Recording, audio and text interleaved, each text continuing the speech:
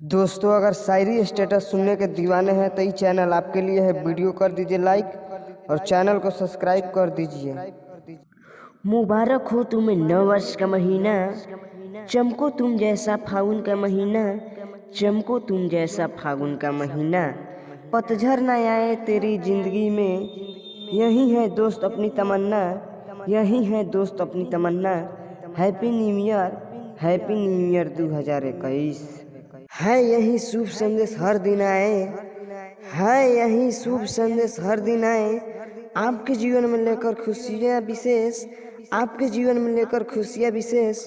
नव वर्ष की हार्दिक शुभकामनाएं, नव वर्ष की हार्दिक शुभकामनाएं। Happy new year, happy new year. दोस्तों, शायरी की एक भी लाइन अच्छा लगा हो तो वीडियो को लाइक कर दीजिए और चैनल को सब्सक्राइब कर दीजिए, ताकि ऐसे वीडियो हम हरदम लेके आते रहते हैं। तो प्लीज़ एक बार